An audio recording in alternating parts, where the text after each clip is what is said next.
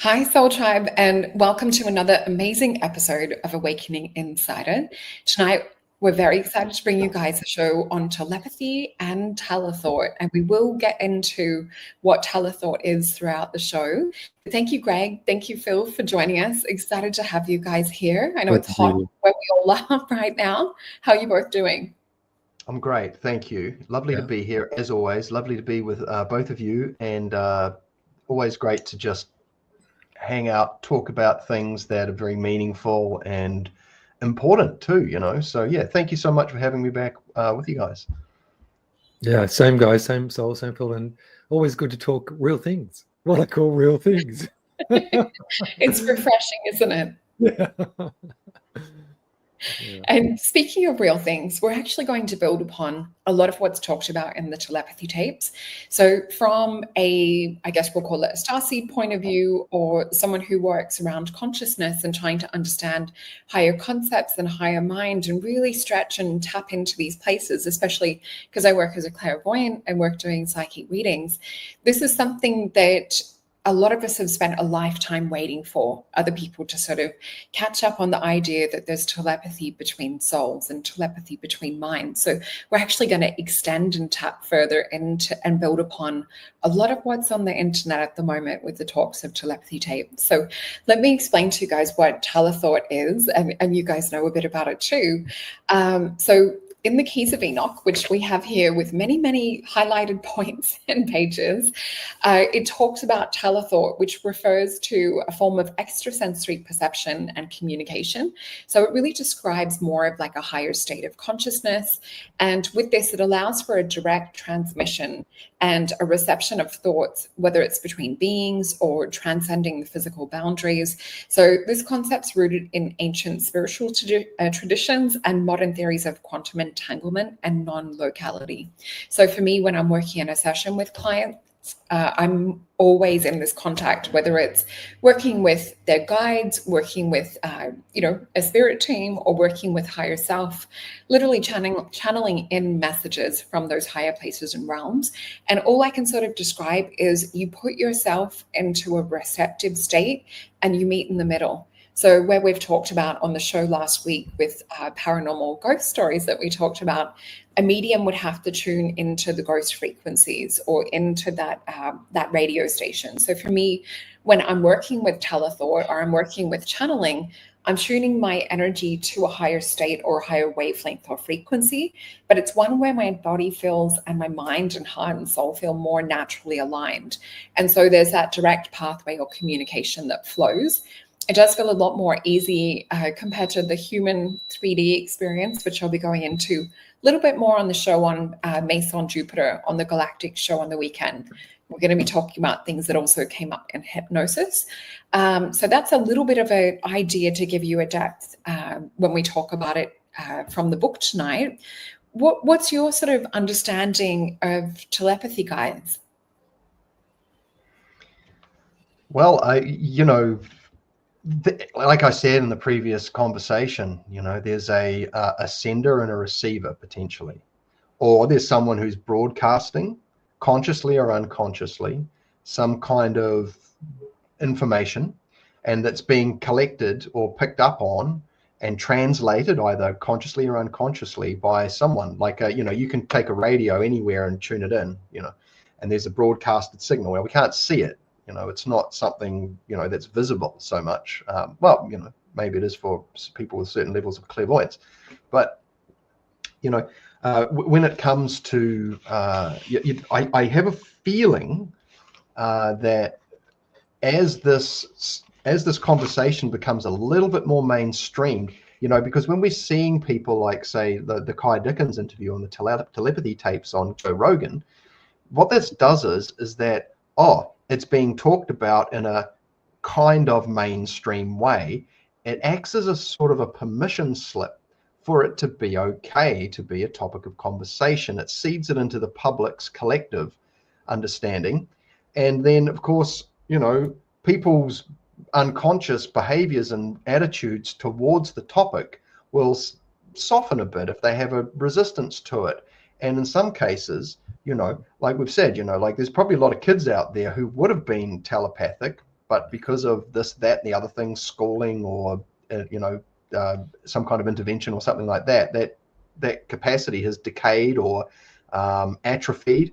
And so with the parents being the ones who sort of like are being the main transmitters for the formative years of the child, impregnating them with it's probably not the best word, maybe like loading them with sort of understandings, that will change. And like I said, unconscious things are being projected at the kids, or the kids are picking up on them. And so this changes the overall paradigm. And so this is why, here we are on social media talking about these things, because it's actually helping seed the actuality of it, and also the okayness for this thing to exist as well. And so it's actually helping to propagate it. But yeah, I mean, social proof is something that's a valuable commodity when it comes to these kinds of things, because it sort of helps strengthen the argument for its existence, because there's a growing pool of data. And Kai Dickens is obviously she's trained and university trained and been in the establishment. I don't think they're too friendly towards her now, but she's trying to bring a level of rigor and robustness to her sort of methodology that she brings from that world, to kind of help bring some balanced and rational kind of delivery ability to it, so that it's more easily received. Because some people are just hardwired through their educational process to just flat out reject this. How could that possibly be? Someone would have sent me a memo about it. Somebody would have told me. Would have been on the news. It would have been on the news. That's right. And so, yeah, I think this is really interesting, because it's a topic we can flesh out quite a bit. And I mean, if we're just talking person to person, that's one layer of the onion. This topic goes far deeper, and it transcends cultural context, because you can have telepathic conversations with people. It's just like if I held up an apple to a guy who doesn't speak the same language as me, we both know it's an apple, and then I bite it, and he knows exactly what that means. Or if I go like this or whatever, there's a conveyance of understanding that transcends the need for words. And this topic kind of highlights that, and I'll talk about this a bit later, but language does have its limitations. Yeah, that's well put together, your sentence or your statement. Thank you. And how about you, Greg? Is there anything you want to build upon from what we spoke of last time? Yeah, I mean, it is a vast theme, isn't it? It is a vast theme, the whole telepathy thing, because more and more, I used to play with this, I probably mentioned this online before, but anyway, I had a friend, an ex-muso, and Phil, musos, they're often a bit dopey, just a lot of musicians, they drink a lot, and it's just kind of like, oh yeah. So I would experiment with her. This was years ago, because I had a theory that people's thoughts aren't their own. And I totally hold to that theory. They're thoughts, and we have them, but they're not actually our thoughts. So like an aerial kind of thing. Anyway, what I do is I bring up certain subjects. Remember at that time it was actually flu vaccines. This was years ago, because I knew she was very, very, I wanted her kids to have all the flu vaccines, and I was saying, look, I don't really need them. Whenever I brought that theme up, I would watch her eyes change, and she became very lucid and very kind of very, very verbal for someone who was kind of not really. And I would watch this frequency, like I literally watched this current of energy. And we think of current affairs, certain news headlines. I'd watch it pass through her, then it was gone. And then she was back to herself as though she'd forgotten. So I deliberately press her buttons, and I go, oh, really? You think? And I would play with this with people, and I realized it's not them. So, and I guess all three of us, and anyone probably watching this, interested in meditation and the notion, for me, and meditation plays into this, like, what are we? Who are we?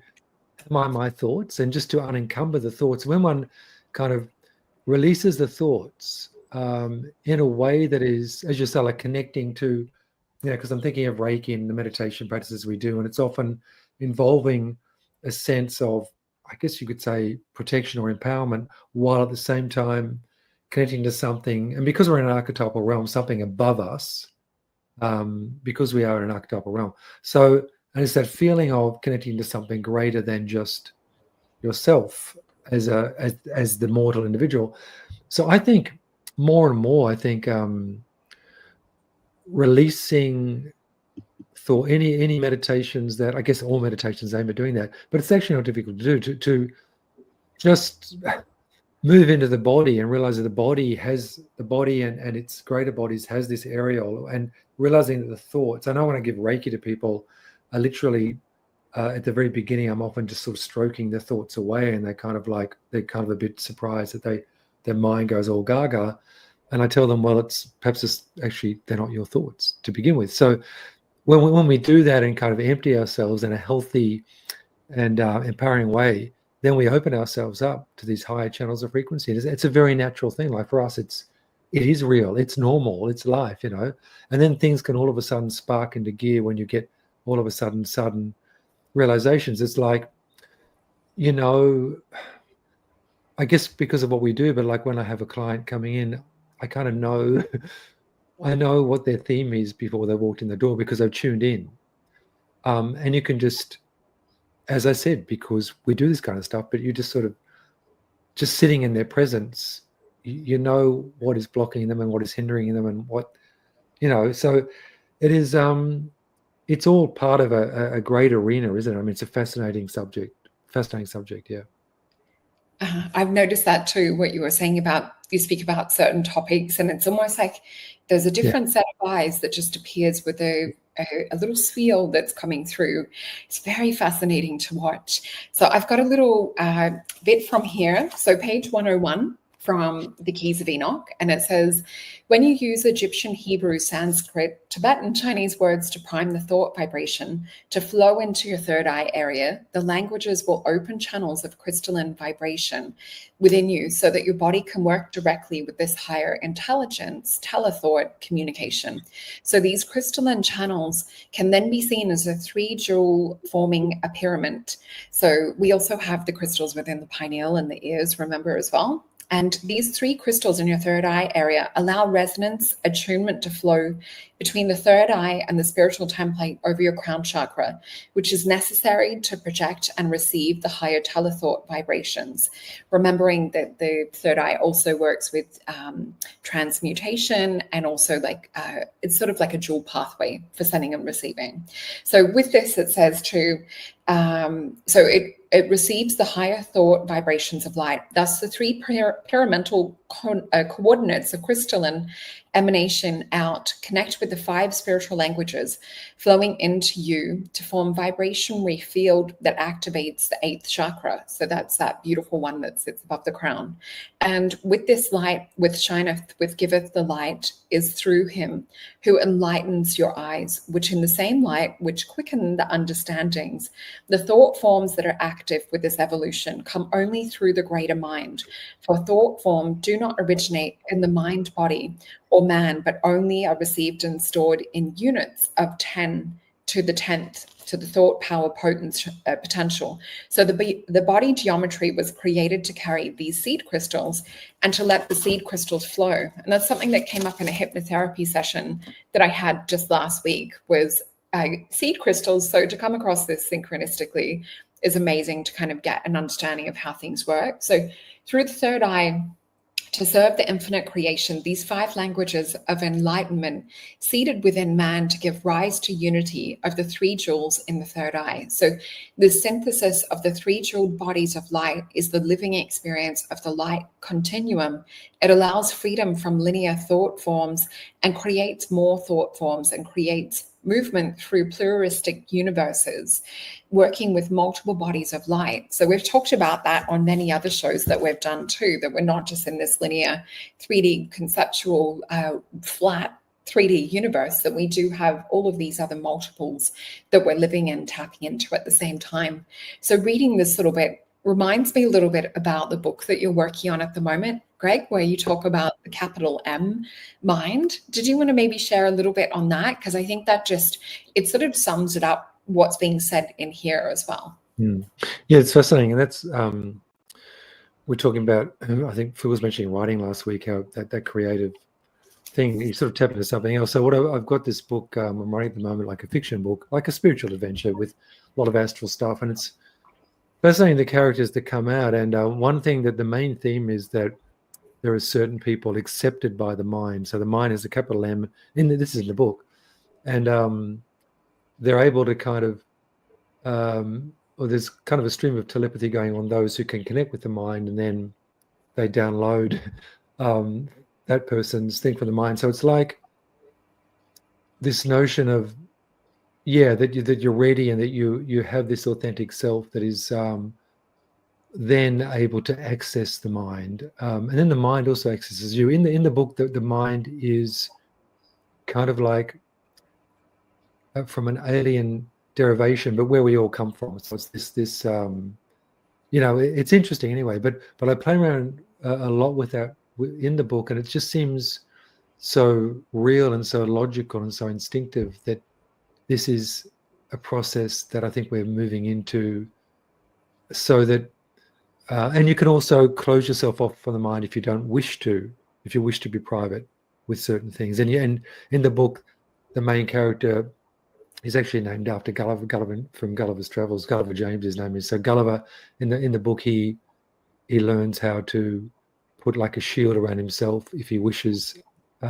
So it's interesting because he has some embarrassing situations. It's kind of funny actually, but it's good fun. I just feel that there's sometimes in the creative process, I feel, and as a writer myself too, like when you move into these things, you're tapping into something.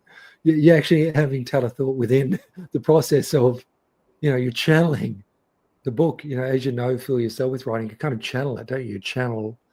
It's amazing what comes out of you. You're channeling it. So, yeah, it's just it's, as I said to you guys earlier too, it's something I don't really think about outside of the book. But when I'm in the book, I know exactly how it works. It's so weird. Yeah, I don't know. And how about you, Phil? Was there something you wanted to mention around the telethought side of things? Well, I've got this much awareness of the Hurtak material. I haven't read Keys of Enoch. I've watched some interviews, and I know some people that have worked with JJ and Desiree. I've even a friend of mine who used to actually teach my uncle ballet back in the 50s actually had the Hurtak stay with her. She's a Melchizedek teacher, and so yeah, there's a sort of a loose connection there. But I haven't had a good explore of the Keys of Enoch, and I know it's quite a dense book. But from a Hermetic point of view, which is sort of where I find I ground myself in, because I can help make sense from the ground up. Like Greg was saying about writing. So you could say that the language set that we have available to us, our full vocabulary, our ability to structure and pattern information through natural expression, whether it's through writing or typing or speaking or singing, these kinds of things, that is, you could say, in a sense, that is where light is coming through, and then it's being transmitted into the physical world through our capability and expression pathways. So, a singer will be bringing light through, and there's an ability to connect with, we talk about things like quality and quantity. So there's the amount of the stuff you can bring through. So like Tai Chi and Qigong and Kiko, like the Reiki Qigong, essentially that's for building up the white tissue of the body. The bigger the pipes, the more juice. And then, then we have things like precepts and meditative exercises, which help to refine the quality. And that's more to do with the flavor of it. And so when we're pulling light down, it's shining through and it's being expressed in the physical world. Now, how high is your connection to light? Well, in Hermetics, we talk about this thing, and it's also in Buddhism as well, which is this idea of non-dual light. Now, the initial experience of light will be this dualistic type of light, which is what some might call like the astral light, or this is where you hear it's the false light or whatever it is. Look, it's light. Everything's made of light. And I remember seeing a show where I think it was a David Wilcock presentation, where he presented somebody had a couple of scientists in a Slavic country, I think it was, had actually photographed a photon. And when you looked at it on the side, it was actually a side shot of a star tetrahedron or a Merkaba. And, but like I said, our ability to sort of go further and further and further and further up to these really refined levels where the frequency is getting, where there's not a lot happening. One of the reasons we're here is that the growth rate here on the Earth is, you've got a lot more potential for growth. You can get 100 years here or 1 year worth of growth up there, sort of thing. It's relative. That's why we have a dense experience. But anyway, I'm getting off the topic. But as far as being able to tap into other things to get different flavors of light or information packets, this is pretty common ground in the world of magic, in that connecting with beings and realms where there may be. I mean, there's some things that they talk about the known, the unknown, and the unknowable. I mean, look, I mean, what else is going on? The universe is a big place, and there's many layers to the onion, like I say, and our ability to tap into those is probably largely going to be determined by our own sort of state of development in some way or another. And but I mean, just hearing you share that information from the book, and talking about the idea of crystals obviously being they naturally have a capacity for storage, but they can also emit and receive energy as well, and information. And then of course you have these piezoelectric effects where you can squeeze it, wrap things around it, and it can force other phenomena to pop out as well. And so we have these crystalline kind of elements within us, and these can be leveraged with understanding. And it's just fun to explore because there's so much to explore. Yeah, it's a cool adventure. Yeah. So with that as well, and what you were talking about, I love it how you talk about from the ground up and bringing it back to our practical reality, and what we can do, or exercises to even stimulate these crystals. We've talked about it before, to do with cerebrospinal flow and to do with pulling up the pelvic floor muscles, like Dr. Joe Dispenza teaches, like a reverse coffee plunger. This chicken, since I switched on with you guys, has been obsessed. I don't know if you can see. She likes this conversation today on Telepathy and Telethought. Just one of them. There's another one that's coming too. So in page 309, it talks about telepathy. It talks about spiritual masters actually being born in certain anchor points on the earth. And these spiritual masters actually coming in because they can't transmit the certain light or the certain sort of vibration or communication from those higher realms without actually forming a physical body anchor point on the earth.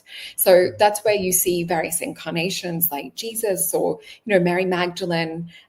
Even it talks about Moses in here as well. It's like they have to come in, anchor on a certain grid point and transmit that frequency or communication. It's like they're the radio to capture the signals coming in from higher octaves. And I see this in sessions when certain clients have certain connections to other out of our local Andromeda galaxy, or they've come in from higher star wavelengths or universes.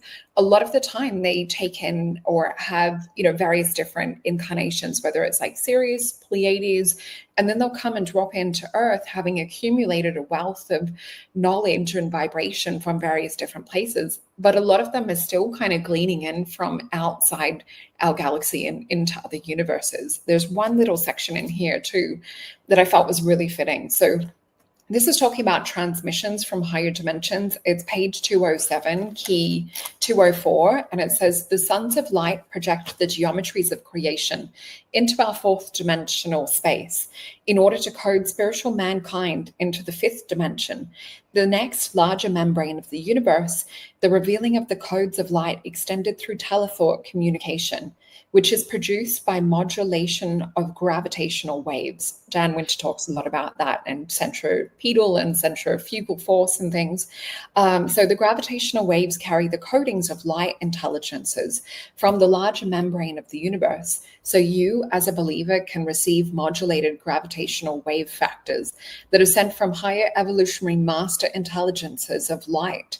This transmission of knowledge contains codes of light that give you realization of God's purpose and the recognition of where we are in relation to the evolving universe. So if we think about channels, if we think about clairvoyance and people that are receiving messages coming in from these higher planes and dimensions, this is where it's really important to do the work, whether it's, doing your protection or saying, I only choose to communicate which is best for our highest good, or only connecting to beings that love us unconditionally, or information that's for our best and highest good. And that's where it's really important to have that, because there is a lot of people that are communicating from lower astral entities and things. So I guess the knowledge or the fruit of what comes from it is how we can sort of best navigate, but yeah, always working with protection.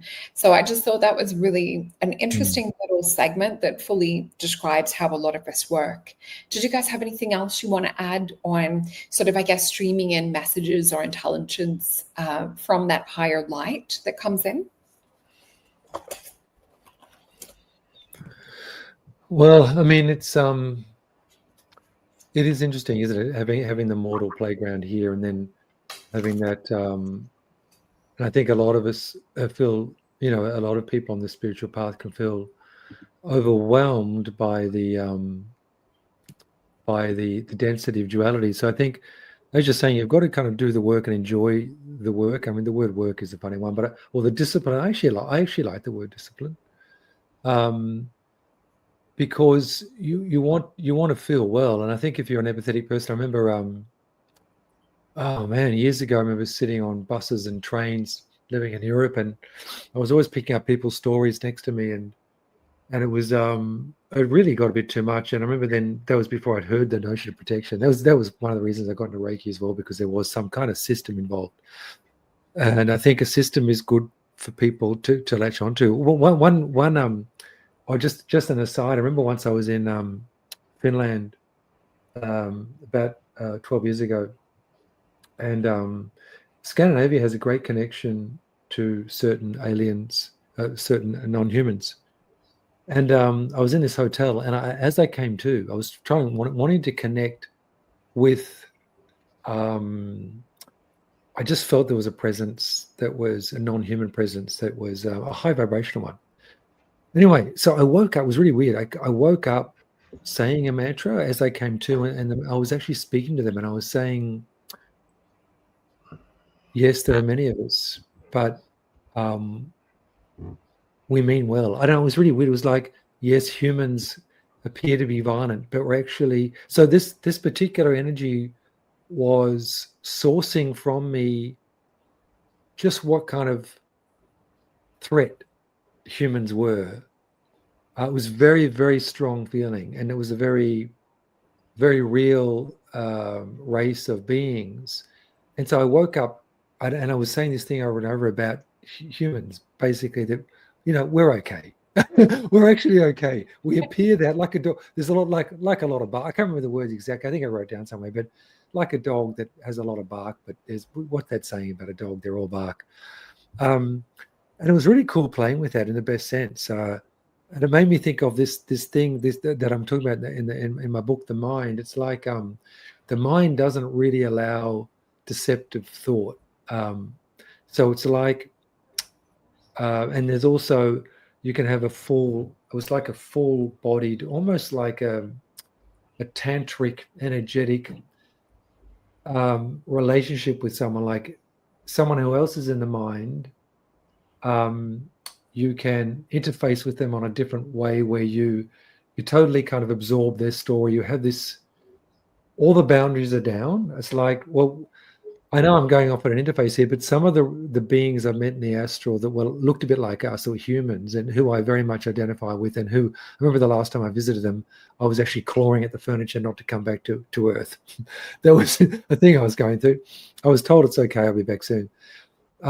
They seem to have no emotional bodies, or their auras are very, very clear. I guess that's probably what inspired me subconsciously to use that kind of mind thing. So when you looked at them, they were very present, like a lot of beings in the astral, but they looked human, but they didn't have these layers of kind of traumatized aura, to put it simplistically, that humans tend to have.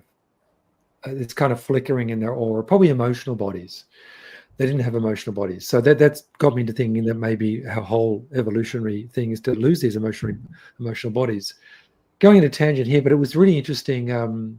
Just interfacing with these particular beings. I just remembered that then in this hotel. It was like I woke up midstream. It was like they were pulling from me, just how volatile are human beings on Earth at this particular time. It was pretty cool. I was saying, yeah, come in, we're okay. I was saying we're okay. I was defending us. Good job. I love hearing your stories and experiences, and I know the audience does too. And thank you guys for your comments and your likes and shares and subscribes. We really, really appreciate that. We do. I just want to pop up Greg's, let me just put this up on the screen. So for those of you wanting to reach out and start to have your own experiences, Greg does teach about astral travel and also has his course and his book. And you can also book one-on-one private sessions with him too. And if you're also wanting to expand your clairvoyant gifts, I have the How to Read Auras course. So this is a really good, opener to start to see things clairvoyantly and start to pick up and extend your sense of vision and sight, and receiving through this third eye that we were talking about before with Telethought too. So there's a lot of bonuses in there. And we also have Phil's Substack, which you've been so busy writing on, and you also have your sessions available too, where I know you do various different activations and things. I'll tell you what, can you refresh the screen? Because I've actually just updated it, so it may actually be a bit of a surprise for people. Oh, there we go. Oh, I like it. Playing around with it a bit. Yeah. That's cool. It's very cool. Yeah, awesome. And how about you? Do you want to share like any of your sort of, supernatural experiences or anything sort of similar to like what Greg's talking about, that it's bringing up memories or bringing up something for you to share? Yeah, when I go and spend a good amount of time in nature, and I sort of latch on, I guess, to the naturalness of nature, for lack of a better term, right? It opens up a lot of things. I have a very busy mind, and meditation is just, it's as important to me as brushing my teeth and everything else. I have a practice that I do every day, and it's quite involved, but it's very satisfying. It's not just for relaxing; it's for developing capabilities. But I think one thing that really stands out for me is that because I have a desire to really connect with the underlying primordial natural forces, if you will, in the systems that I practice, for example, we obviously have the vital energy, the Reiki, the life force energy, which is one layer. And then in Hermetics, we have the elements, which at each layer of reality sort of form, they express themselves in different ways. But then there's also these things that we refer to as the Kabbalistic letters, or what can also be called letter magic. And when you connect with these, they have there's a visual component, there is a felt or a sensation component, then there is a sound component. And we refer to, there's a ball above the head that acts as a kind of a portal to the Akasha, where we pull things through. So probably similar sort of language as the 8th chakra. But spending time out there. I'm just going to pop this up. Oh, this cool. is, I guess, the Keys of Enoch version, similar to what you're talking about too. It's more like a experimental type thing. But I think it's the same sort of thing. It's this activation and cosmic fire with bringing in, I guess, information from the Akasha. And you could see there was I don't know if you saw that little bit, the person with all of the senses and the flame and things activated. But it sounds like, I guess, a translation from another language, maybe, of what you're talking about, Phil. Yeah, exactly right. So what we find is that across the various traditions, we have a lot of common denominators, including, a lot of the traditions use an elemental system of some form. They talk about a type of programmable or nutritional based substance, often referred to as the chi or the life force. That expresses itself differently at each level. As it moves down into the physical, it becomes more sort of tangible, I guess. Hence, we have Tai Chi people moving like they're in a hydraulic fluid in a swimming pool. But as far as personal experiences go, I found that if I want to have, protection is crucial. We do a lot of protection work in Hermetics before we do. You access certain things which set a clear boundary between you and other things, because things can just jump on you. And so, you need to be able to have some pretty strong ways to rinse yourself, especially if you're depending on the path you're on. But heading out to nature, and it's funny, I'll go out and I'll take my cup of tea or my coffee down the back, and I'll be just doing some standing practice, which is I'm activating the whole fascial network of the body. I'm not sitting, I'm standing and putting pressure on it, because when you put the fascia under load, that lights up the life force, and then you tune into that, and you're like, but when you've got all the life force around you, all the trees, the animals start wanting to go, what's going on here, But I find that I'll just pick up on things. I'll pick up on what's happening in the neighborhood. I'll be like, I live in a very built up area. There's a lot of stressed out trees here. They're doing a lot of the heavy lifting, trying to help keep things, pumping, But the way that the letters, these Kabbalistic letters, express themselves, when you've got a large fuel source like a natural environment with all these large life force emanating beings like big trees, that creates a highly conducive environment for having, peak experiences. And mixed in with a little bit of, there's a biomechanical framework that you can work, and then there's the engagement of the three bodies. But anyway, I find that if I want to get an uber hit of creative insight, I will go out into the natural environment, and I will get sounds, I will get information in various ways, and that includes visuals. I have to say the visuals are quite impressive once you tune into the local ambient life force. It stimulates your existing capacities, and then just kind of blows them out a little bit and just cracks them open a bit.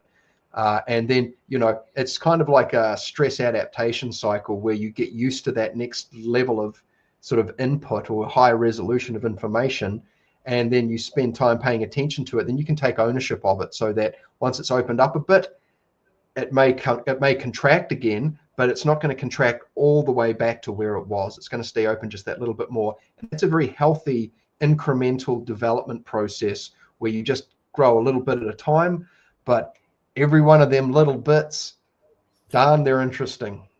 You're not trying to take the hero dose and get to the top of the staircase in one leap. You're going, oh, is it? Oh, that's interesting. Oh my gosh. Oh wow, I couldn't have possibly perceived that beforehand. So, I mean, as far as the details of an experience go, I know there's little things moving around me. I can totally pick up on that.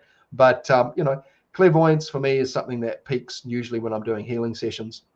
Something I'm working on, and I'm looking forward to having more of a visual experience. But probably like other people, first thing in the morning, when you get up and you come back to bed, do the back to bed thing.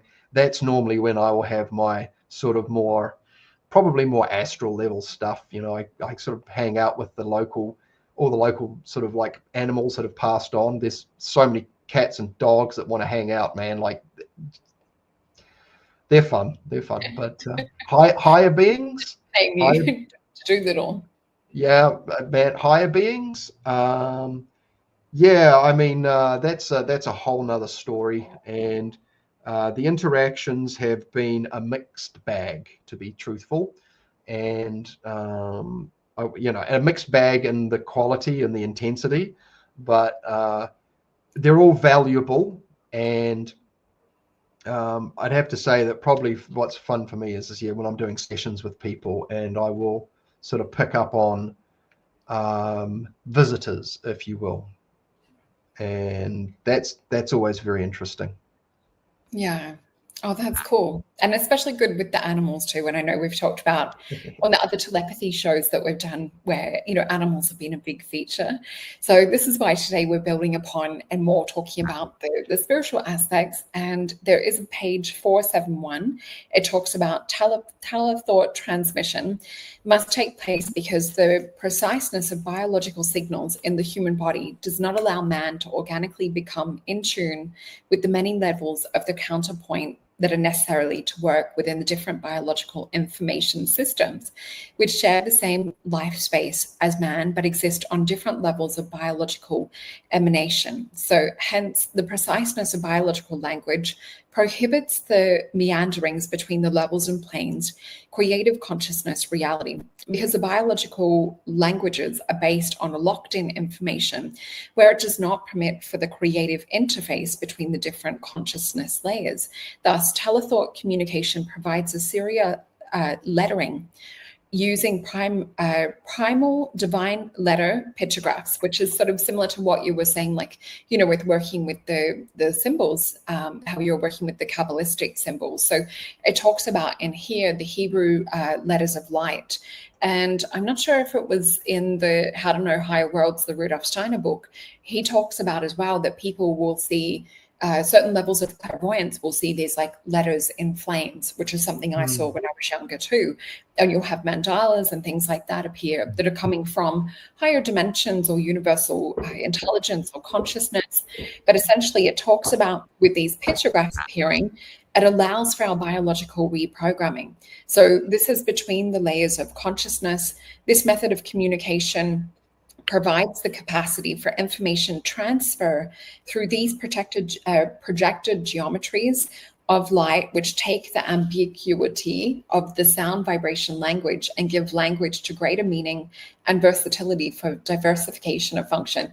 Anyway, it goes on and talks about how it even activates things down to like an enzyme level within the body. And this is something with speaking light language since as long as I can remember being on this earth.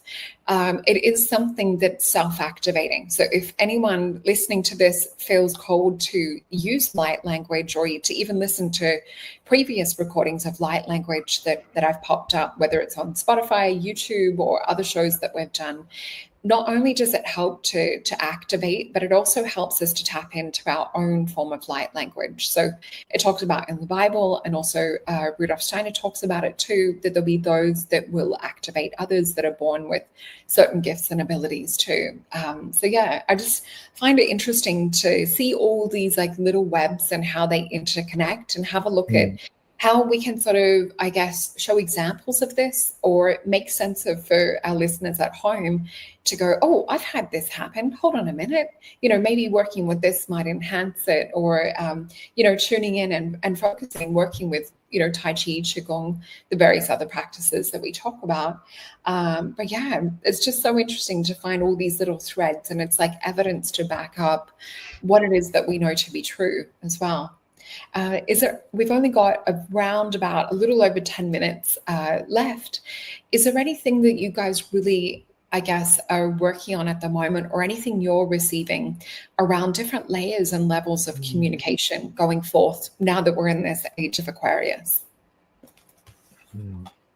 Yeah. I'm feeling, look, and as I felt for a long time, I mean, this, as I said with my astral experiences, this phenomenal sense of benevolence, and that's a pretty watered down word from the cosmos. Like, it really is an all-loving cosmos. And from my own astral experiences and entities I've come across, what I've realized is when you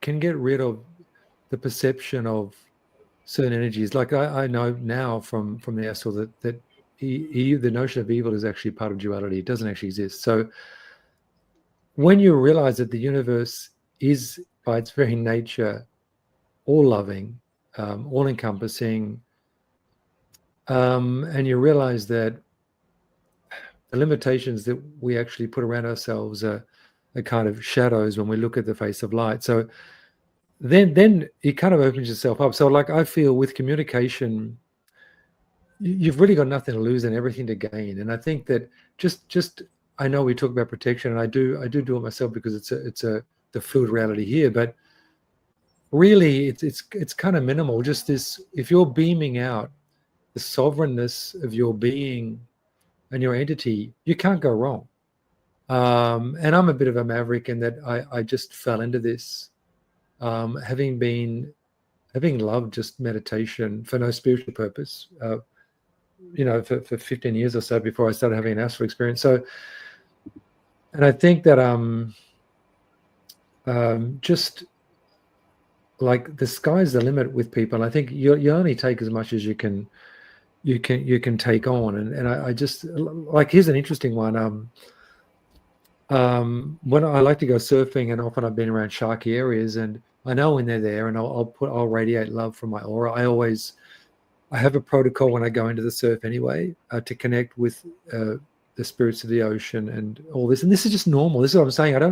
I don't see it as overly protective. I just see it as empowering, because wouldn't I knock on the door and greet anybody as they let me in the door? so the ocean, it's part of me. I'm not being overly defensive. I don't feel I'm being overly defensive, but I can sense when there's a certain energy, and I'll just emit love from my heart. And I have the feeling that, and I know only once was I chased out of the water by a shark with a friend, and it was scary. But I remember at the time feeling, I know it sounds weird, the energy of the shark is an apex creature. This is just an example. If you go out in the water and you're giving off that apex kind of vibe, a shark is going to sense that vibe and will challenge you because it's their domain. So you've got to go out with respect. I know that sounds weird, but I feel that when I do feel a bit, there's something, I'll just release my heart and connect. And, occasionally I put my legs up on the board and I'll paddle in quietly when I've got a feeling. But I just remember the one time that I really did have the nightmare and was chased in and had my legs up, and I ended up surfing straight onto rocks because I just wanted to survive. And there was a shark. The shark that my friend of mine who was a local there, what he noticed was that the shark was challenging. So he found that when he turned toward the shark and gave a little bit of aggression, the shark would back off. So the shark is wanting to know. And if you look at the shark as the parallel for certain energies that are, looking for a bit of argy-bargy, it's just argy-bargy in the end, even in the astral. When you kind of recognize, and you can only probably gain this if you have the experience yourself, but when you know that it's all about love, that's all there is. There is actually, as simplistic and as cliched as it sounds, that's it. And when you can really sense that all about you, like I remember once when I was living in Spain, they're really into abusive animals there, with look, it's just something they do with the bulls and everything. And there was, I might have mentioned this before, but I came out of their local supermarket, and there was all of a sudden a cage of tigers and lions. They plonked it down, some big thing, and they were setting up a circus, but they hadn't put the controlling walls around. So I walk out, and these guys, there was a few lions and a few tigers and a lion in one cage. They couldn't even move. They were just sitting there next to each other. And I was feeling very expanded, and I was having these experiences. So I walked into the cage, put my hand in the cage, I might have mentioned this, and just started patting one of the tigers, right? And I felt confident to do so. Now, one of the circus guys just went ballistic and said, "What the hell?" And they looked at me, these animals, and I just felt, I wouldn't recommend this with anyone, but I just felt it's okay. I just felt it's okay. And I remember the rhino was a beautiful animal. I remember it was such a beautiful feminine energy from this rhino, and just just touching its tusk, and it had really teary eyes. I I felt so sorry for these animals. Going in a tangent here, but what I realize is a lot of these archetypal energies, we perceive them in the physical, like alleged negative sharks or rhinos or tigers, lions. We see them as like, oh, and that's the stuff we're fed. We're really fed that. And in a certain situation, perhaps so, if they're hungry and you're doing the wrong thing at the wrong time in the wrong place.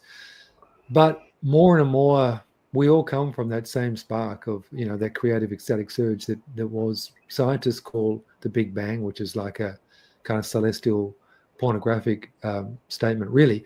But it is all there to serve us. And we've got nothing to lose by connecting. And I'm ranting on here, but I'm just saying people really should be adventurous. And if you're building up your energy body with that sovereign energy, that is your protection. If something goes a bit awry, you'll be able to work it out. So I just feel that you've got everything to gain by connecting and experimenting a bit in the best sense, in what feels right for the individual. That's a rant. Oh, it's so interesting though. I didn't know that about you with the tigers and the lions, the rhino and the shark. Yeah. Wow. And interesting about like that apex energy too. Really, really interesting. And as a 10-year-old, like I was bitten by a tiger snake because I never wore shoes. They didn't have shoes. I had to wear school shoes, but at home I never wore shoes, brought up in the country. I landed on a snake from a Tarzan swing with my friends, got bitten, thought, oh, well. A friend of mine was allergic to blood anyway. I did pass out before they got me to hospital, and I was out for like 24 hours. So there was a struggle of, because they got me late to hospital and had to work out which snake. It was a tiger snake. But the thing was, I remember coming out of that, it was an absolutely beautiful experience. And I know it sounds weird. Even it was a mini death, and I remember passing out and they were trying to keep me. But I remember my mum said, that was at 10 years old, my mum said I was a different kid after that. It was quite interesting. So this, like, I'm just thinking of what Phil is saying with the natural world. It's curious to engage with the natural world in a more full-bodied sense, isn't it? Really, and that can appear, as I say, negative, like not good to get bitten by a snake, not good to be unconscious. But I loved it. I loved the experience. I know it sounds weird, shocking for my parents, but I remember coming away feeling, well, that was somehow probably a shamanic experience on a certain level, getting the blood of the venom of the snake. But we're taught these things are bad. These things are bad. Don't do it.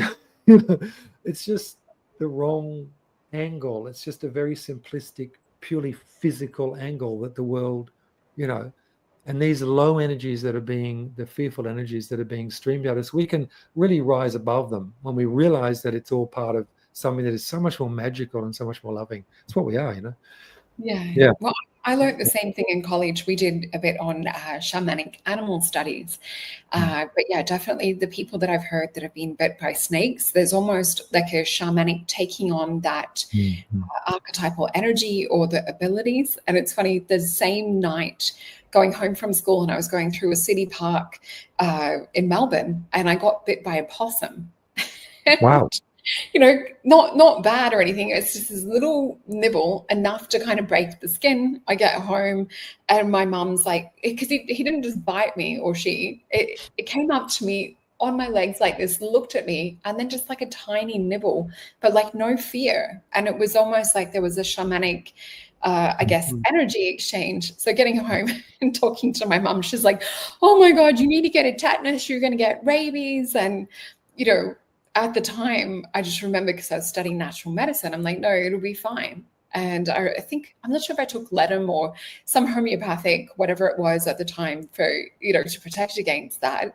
But I remember, just sort of meditating on that energy of the possum, and they're very they can be vicious, but they're also like heart-based. And we have a lot of them here. I actually filmed a little baby falling out of the tree around roofline the other night, and the mum coming down, and she's like telling the baby off and get on my back. And then, they were off. And just before we finish up as well, I want to hear Phil's take on it, but I had to share with you guys the cards that I got for tonight on why we're bringing this episode to our community.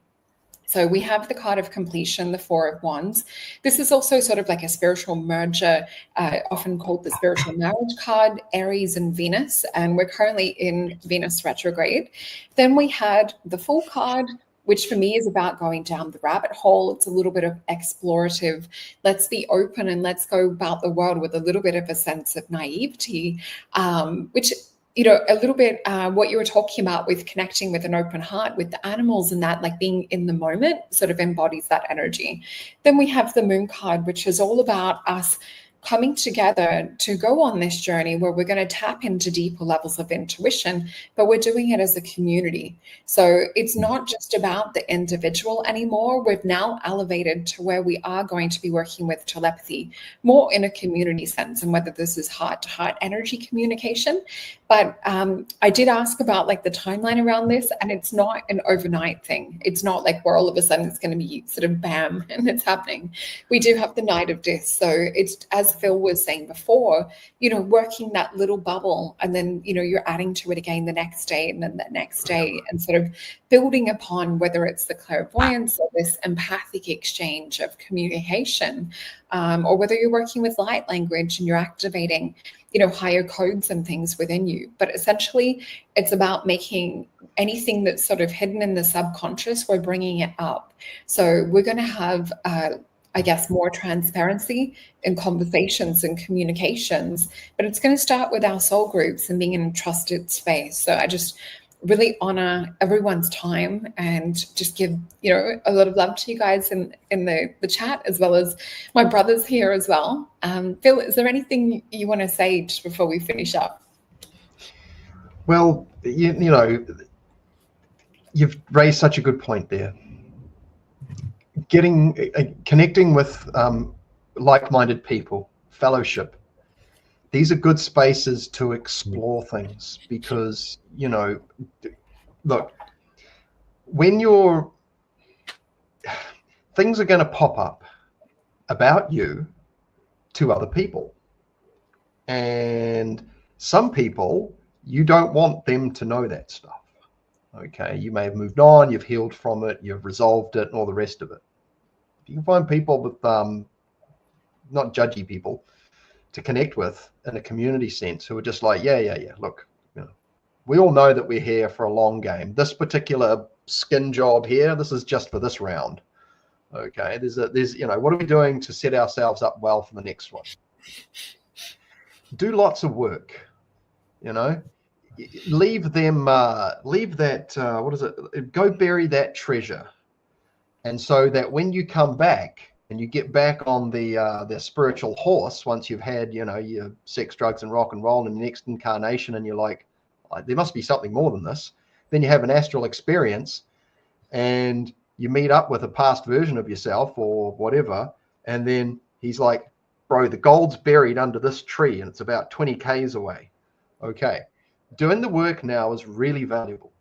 And when it comes to things like this evolutionary process, right? And I won't spend too much on this because I know we have to call it in a sec, but I wanted to say that, you know, language, the spoken language, the written language has its limitations. And getting good at communicating, like studying word choice, and like synonyms are great. Learning about synonyms is a really good bank of choosable words to have when you're doing creativity through your writing fingers, if you will. When you're taking your own steps to evolve your ability to communicate, whether it's word choice or structuring it or becoming a storyteller, oh, there's a good one. You know, this bleeds over into other areas of your life horizontally, but how it aids you vertically is you're kind of meeting the higher functions halfway. You're kind of climbing the rope, if you will, by learning, you know, you're evolving your ability to communicate. And that is analogous to things like telepathy, which is an evolved sense of data sharing, basically, you know. And it's like we said, it's a vast theme. It's a big vista to explore. But, you know, in this current age, especially, we talked about this before, about how people, you know, AI is a big thing. People are going to start adapting themselves to talking. It's gonna help them, because you can use AI to take your garbled paragraph that you've written and reform it into something that makes you go, oh yeah, okay. And then you go, okay, I can understand why it's doing it like that. Now you're learning from it. You're not just taking the answer, so to speak.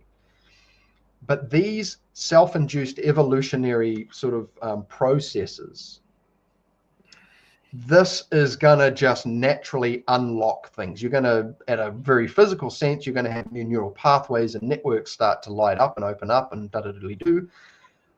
But that has like I keep saying, there's these things that are going to unfold in your perceptual awareness that you had no possible perceivable understanding of. They're going to be something beyond your level of comprehension. It's a whole new resolution. Like, wow. It's like when you go lucid or astral, like your physical eyes, you're limited to, when your eyes are open in the physical, you can only see based on how good your eyes are. When you're dealing with your astral and mental and etc. eyes, you're seeing, depths, and you're seeing colors you can't see in the physical. You're seeing, resolutions like beyond 8K, and it's, and so what I'm saying here is that your internal intrinsic capability to communicate and be a storyteller and to be a playful creator with the intent of encouraging others, inspiring others, and helping to keep people uplifted and upbeat, this will work in your favor. And so I would encourage anyone who's curious. I'm doing it this year and I'm loving it. I'm getting it all. It's like writing, learning how to express yourself in the written word, and also with your spoken ability, like these live streams. Brother Greg, you're in on it now. Woohoo, man. When you're in front of a crowd, like when you're in the studio recording a song, you may record that part 30, 40, 50 times. When you're live, the pressure's on. And when the pressure's on, you'll rise to the occasion and you'll surprise yourself. So challenging your ways with creative expression, whether it's writing, speaking, whatever, this is what I'm personally receiving as being an inspirational direction. And I just want to encourage us and others, because it helps uplift people's ability to communicate and express themselves. So thank you so much. Wise words. And I just want to say thank you to you both for the show tonight. It's always so much fun, and I love hearing the stories and sharing with you guys. And I just want to say thank you to our Soul Tribe. And if you guys want to find out any more information on courses or on booking sessions, do check the description box below as well, and check out any events that are also upcoming for the three of us. Thank you, everyone. Thanks, guys. Thank you. See you.